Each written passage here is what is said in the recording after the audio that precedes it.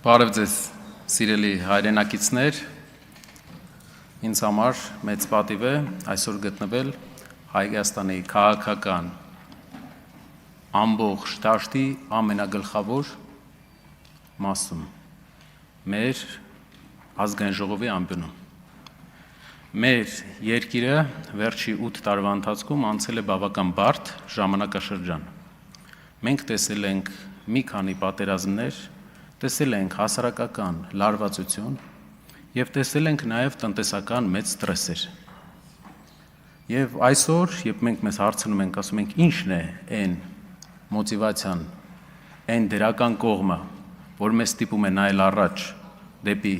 մեր երազած ուժեղ Հայաստանը, մենք գտնում ենք այդ ուժեղ կողմը մի բանի մեջ։ Առաջին անգամ հազարամյա պատմության մեջ մեր վերջի գրեթե 700 տարվա մեջ հայերն են որոշում իրենց ապագան։ Սա շատ կարևոր բան է, այսինքն այստեղ Հայաստանի քաղաքական միտքն է, հայ ժողովրդի քաղաքական միտքն է։ Շատ ենք մենք ուսումնասիրել 1920 թվականի մեր առաջի անկախության փորձը և հանգել ենք մի եզրահանգման, որ եթե հայկական քաղաքական միտքը ճիշտ աշխատեր, անկախ կուսակցական դրսևորումներից մենք կունենայինք ավելի ուժեղ և ավելի այլ մասշտաբներով երկիր։ Այսօր մենք նույն խնդիրների առաջ ենք մի քիչ այլ պատմական ժամանակահատվածում։ Մեր երկիրը 1-2 տարվա ընթացքում ունի մի քանի մարտահրավեր։ Առաջինը Ադրբեջանի հետ խաղաղության պայմանագիրն է։ Խաղաղության պայմանագիրը առանցքային է մեր երկրի զարգացման համար և մեր մարդկանց, մեր հայրենակիցներին, մերոնց հետ բերելու համար Բաքվի բանտերից։ Խաղաղության պայմանագիրը մեր երկրի առջև ծառացած կարևոր խնդիրներից երևի ամենակարևորներից մեկն է։ Մենք պետք է կարողանանք, հայ քաղաքական միտքը կարողանա լուծի այդ հարցը մեկ կարևոր հարց լուծելով զուգահեռ, որպեսզի թույլ չտա, որպեսզի թույլ չտրվի Ադրբեջանին հնարավորություն ստանա խաղաղության պայմանագրի շրջանակներում ապահովել այնպիսի պայմաններ, որ ունենա ժողովրդագրական ներկայություն մեր երկրում։ Հայաստան տեղափոխման մեջ շատերը, գիտեմ, խոսույթի մեջ հարցնում էին, ինչն է վտանգը, որ մենք տեսնում ենք։ Այդ հարցերին, այդ վտանգը, ես ուզում եմ ներկայացնեմ այսպես. մեզ կպատասխանեն ադրբեջանցիները։ Ընտրություններից հետո Ադրբեջանում գիրք գրող կրթության, գիտության նախարարը, ով իրենց երեխաների համար ապահովում է գրքերը, որով իրենք կրթություն են ստանում, հայտարարել է. Ադրբեջանցիների վերադարձի հարցը Արևմտյան Ադրբեջան հիմնարար նշանակություն ունի ազգային նոր ինքնության ձևավորման գործում։ Հարգելիներս, սա ալարմիզմ չէ, այնտեղ ձևավորվում է նոր ազգային գաղափարախոսություն։ Նախկին ազգային գաղափարախոսության արդյունքը մենք տեսանք։ Մեր քաղաքական մտքի նպատակն է լուծել հարցը այնպես, որ ունենանք խաղաղություն, բայց ունենանք նաև ժողովրդագրորեն անվտանգ Հայաստան։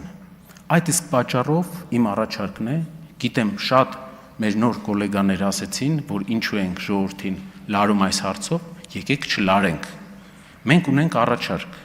մեկ օրենքով այս հարցը լուծվում է։ Եկեք ընդունենք օրենք, մենք դա անվանում ենք Հակա-Սաֆարովյան օրենք, որով ուղղակի իրավունք չենք տալի ադրբեջանցիներին 10 օրից ավել գտնվել մեր երկրում և ունենալ գույք կամ հող այստեղ։ Դրանով մեր հարցերը սպառվում են, դուք կարող եք լուծել այդ հարցը։ Մենք առաջարկ կանենք մոտակա ժամանակահատվածում և իրար հետ կարող ենք այդ հարցը մեր քաղաքական օրակարգից վերջապես հանել։ Իդեպ, Թուրքիայի Հանրապետությունը այդպիսի օրենք ունի նաև մեր մասին։ Մեր երկրի քաղաքացիները իրավունք չունեն այնտեղ հող գնելու։ Ընկերության միջոցով կա։ Երկրորդ մեծ մարտահրավերը, որ այսօր ունենք։ Մեր ժողովուրդը մեծապես 100,000-ավոր մեր հայրենակիցներ զբաղվում են գյուղատնտեսությամբ։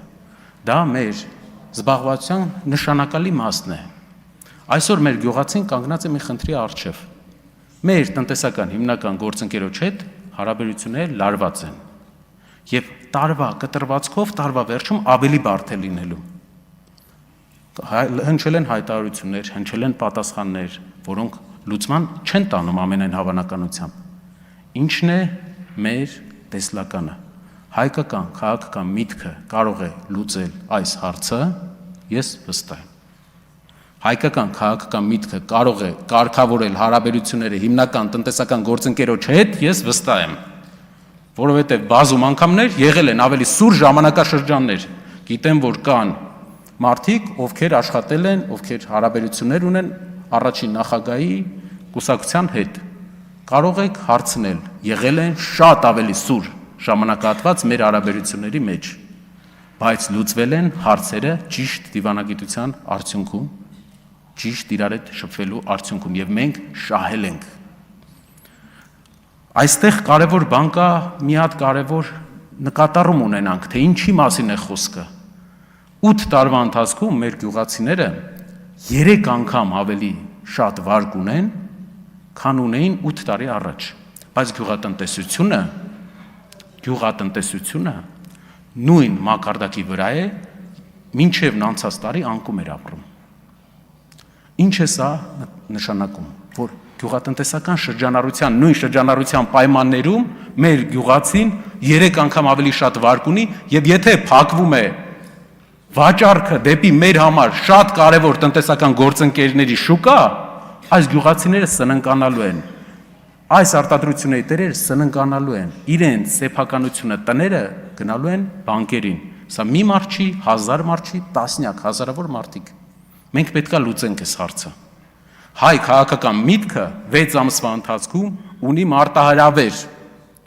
եւ պետք է լուծի այս հարցը։ Այստեղ այդ հարցի լուծումը կարող է տրվել։ Երրորդը մարտահրավերը, որ ունի մեր երկիրը, դա Թուրքիայի հետ սահմանի բացումն է։ Պատմականորեն Թուրքիայի հետ սահմանը փակվել է Թուրքիայի նախաձեռնությամբ, բայց փակվել է ոչ թե ցեղասպանության պահանջի պատճառով, այլ հայկական զինված ուժերի ակտիվ գործողությունների եւ հաջողությունների պատճառով մեր երկրորդ հայրենիքում։ Եվ ինչ է դա մեզ համար նշանակում, որ Թուրքիայի հետ հնարավոր է կարգավորել հարաբերությունները առանց ցեղասպանության գաղափարի, առանց ցեղասպանության մեր երկրի, մեր բազմաթիվ, բազմահազարանոց ընտանիքների անձնական հիշողությունների մոռացման, որովհետև գլխավոր հարցը, որ կար, ցավոք, լուծվել է, բայց լուծվել է արյունով։ Մեր խնդիրն է ապահովել, որպեսզի Թուրքիայի հետ սահմանը բացվի, բայց դա չարվի ցեղասպանության ճանաչման հաշվին։ Կարևոր բան է, քանի որ ցեղասպանության գաղափարը միավորում է մեզ եւ Սփյուռքին, քանի որ ցեղասպանության գաղափարը դա ապահովագրություն է մեզ ապագայում, որպեսզի այլևս չկրկնվի։ Այստեղ կարևոր է նաեւ դաստիարակչական մեր ապագա սերունդի հետ աշխատանքը։ Ինչ աշխատանք ունենք անելու մեր ապագա սերունդի հետ, որպեսզի մեր սերունդը գիտակցի, թե ինչ զողությունների գնով է մենք հասել այսօրվան, ինչ զողությունների գնով ենք մենք ստացել մեր փոքրիկ Հայաստանը, եւ դա մեր նախնիների արած քայլերն են իրենց հավատից եւ լեզվից չհրաժարվելը։ Ես մեր խմբակցությունը, պարոն Ռուբինյան, դեմ է քվեարկելու ձեզ։ Եվ նաեւ կուզենայի մեր հարաբերությունները Թուրքիայի հետ զարգանային այնպիսի ռակուրսով,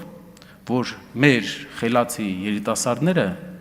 Ադանան որպես քյաբաբ չճանաչեին, այլ իմանային, որ դա մեր հայրենիքի մի մասն է։ Հայաստանի Հանրապետություն չէ,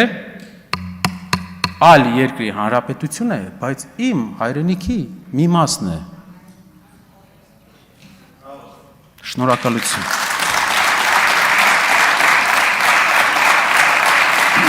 Հարգելի պատգամավորներ, քաղաքացիական պայմանագիր խմբակցության